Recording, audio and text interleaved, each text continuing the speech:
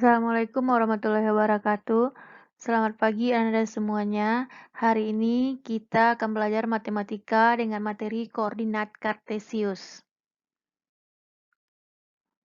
Tujuan pembelajaran kita pada hari ini adalah diharapkan setelah kita mempelajari materi hari ini, Anda semua mampu menentukan posisi sebuah titik terhadap sumbu X dan sumbu Y. Bagian yang pertama, kita lihat terlebih dahulu tentang koordinat kartesius. Koordinat kartesius ini sebelumnya di SD sudah diperkenalkan kepada Ananda. Untuk kita ingat lagi, koordinat kartesius ini berupa garis tegak lurus yang saling berpotongan. Yang pertama ada garis mendatar atau istilahnya horizontal, ini adalah sumbu X. Kemudian ada garis tegak atau garis vertikal, ini adalah sumbu Y. Perpotongan sumbu X dan sumbu Y disebut dengan titik pangkal atau titik nol. Biasa kita tulis dengan titik nol. Koordinat kartesius ini digunakan untuk menentukan objek titik-titik pada suatu bidang dengan menggunakan bilangan yang disebut dengan koordinat X dan koordinat Y. Kedua, kita lihat posisi titik terhadap sumbu X dan sumbu Y. Untuk melihat posisi titik pada koordinat kartesius agar lebih memudahkan Anda memahaminya, silakan Anda buka buku paket halaman 46. Perhatikan gambar 2.2.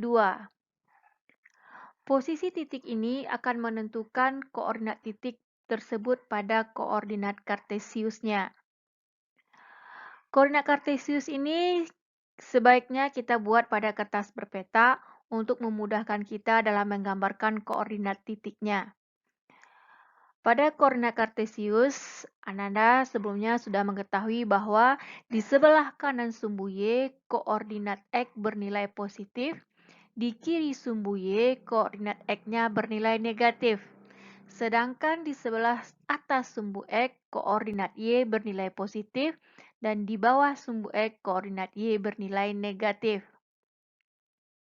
Posisi titik pada koordinat kartesius kita lihat dari jarak titik tersebut dari sumbu X dan dari sumbu Y. Menentukan jarak titik dari sumbu X maupun dari sumbu Y, caranya adalah dengan menghitung petak-petaknya. Atau petak ini biasanya kita gunakan istilah langkah. Kita berjalan satu petak artinya satu langkah. Atau langkah ini kalau pada istilah matematika kita namakan dengan satuan. Satu langkah berarti satu satuan. Dua langkah kita berjalan berarti dua satuan. Untuk lebih jelasnya, kita perhatikan gambar 2.2.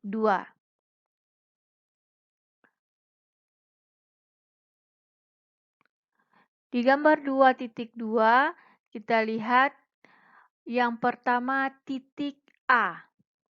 Titik A ini kita mau melihat posisinya terhadap sumbu X dan terhadap sumbu Y. Pertama kita lihat posisi titik A dari sumbu Y. Kita lihat sumbu Y inilah sumbu yang tegak. Kemudian kita hitung berapa langkah kita berjalan dari sumbu Y sehingga kita sampai di titik A. Kita hitung ada 1 petak, 2 petak, 3 petak. Berarti ada 3 satuan. Titik A terletak 3 satuan dari sumbu Y.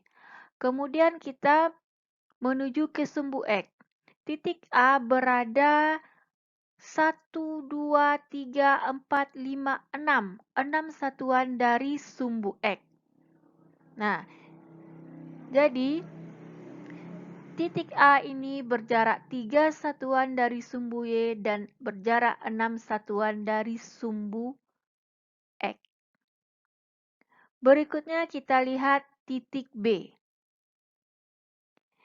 Titik B ini dia berada 4 petak atau 4 satuan dari sumbu Y. Kemudian dari sumbu X dia berjarak 4 satuan pula. Jadi, titik B ini berjarak 4 satuan dari sumbu Y dan berjarak 4 satuan dari sumbu X. Berikutnya kita lihat titik C. Titik C ini dari sumbu X dia berjarak 4 satuan. Ada 4 petak. Kita menghitungnya mulai dari petak yang pertama dari sisi sumbu Y. 1, 2, 3, 4. Kemudian dari sumbu X, kita lihat jaraknya adalah 1, 2, 3. 3 satuan dari sumbu X. Ya. Berikutnya kita lihat titik D. Titik D ini dia berjarak 6 satuan dari sumbu Y. 6 satuan dari sumbu Y dan berjarak 5 satuan dari sumbu X. Berikutnya kita lihat titik E. Titik E berada 5 satuan dari sumbu Y dan berada 5 satuan dari sumbu X. Begitu juga untuk titik F dan titik H. Titik F, Ananda bisa tentukan dia berjarak 1, 2, 3. 3 satuan dari sumbu Y dan 3 satuan dari sumbu X. Kemudian titik G. Titik G dari sumbu Y dia ada 2 satuan jaraknya, ke sumbu X jaraknya ada 6 satuan.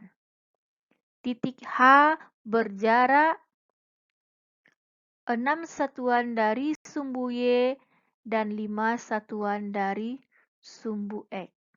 Nah, begitu cara menentukan posisi sebuah titik terhadap sumbu X dan sumbu Y. Berikutnya, kita menentukan koordinat titik pada Kartesius. Langkah yang kita lakukan untuk menentukan koordinat ini adalah yang pertama, Ananda harus pahami dulu langkah-langkahnya. Yang pertama adalah kita lihat titik yang akan kita tuju. Kita mulai bergerak dari titik pangkal 0 ke arah kanan atau kiri menuju titik yang akan kita tentukan koordinatnya. Berapa satuan kita melangkah itu menunjukkan koordinat dari sumbu X. Karena berjalan ke kiri dan ke kanan itu adalah menunjukkan sumbu X. Kemudian setelah kita berjalan ke kiri atau ke kanan, kita lihat kita bergerak ke atas atau ke bawah. Ini menunjukkan satuan koordinat sumbu Y. Sehingga setelah kita menuju titik yang kita dapat, kita menemukan koordinat titiknya X, Y. Koordinat X akan bernilai positif jika titik berada di kanan sumbu Y dan bernilai negatif jika berada di kiri sumbu Y. Koordinat Y bernilai positif jika titik berada di atas sumbu X dan bernilai negatif jika berada di bawah sumbu Y. Berikut ini kita lihat langsung pada gambar 2.2. Kita menentukan koordinat titik A, B, C sampai ke F. Kita ikuti langkah-langkahnya. Sekarang kita mulai dari titik A. Titik A kita udah lihat dia berada di atas sumbu X dan di kanan sumbu Y. Kita mulai berjalan dari titik pangkal 0,0. Karena A berada di sebelah kanan, berarti kita berjalan ke kanan. Kita hitung berapa langkah kita berjalan sampai kita berada pada jalur titik A tersebut. Kita lihat, kita melangkah 1, 2, 3. 3 satuan kita berjalan ke kanan.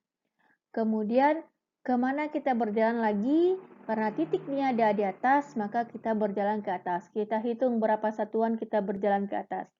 1, 2, 3, 4, 5, 6. Berarti Untuk titik A, dia berada 3 satuan ke kanan dan 6 satuan ke atas. Sehingga koordinat A ini adalah 3,6. Ke kanan positif, ke atas positif. Jadi 3,6. Selanjutnya kita lihat titik B. Titik B kita mulai berjalan dari titik pangkal 0 ke arah kanan, ada 4 satuan, kemudian berjalan ke atas, ada 4 satuan. Berarti titik B ini koordinatnya adalah 4,4. Berikutnya kita lihat titik C. Titik C kita berjalan ke kiri. Kita berjalan ke kiri sebanyak 4 satuan, 4 langkah. Kemudian kita berjalan ke atas 3 langkah atau 3 satuan. Berarti titik C ini koordinatnya negatif 4,3. Kenapa negatif 4? Karena berjalan ke kiri, melangkah ke kiri, berarti koordinatnya bernilai negatif.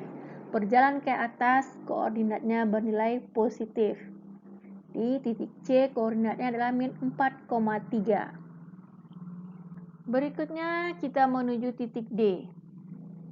Titik D, kita berjalan menuju arah kiri sebanyak 6 satuan.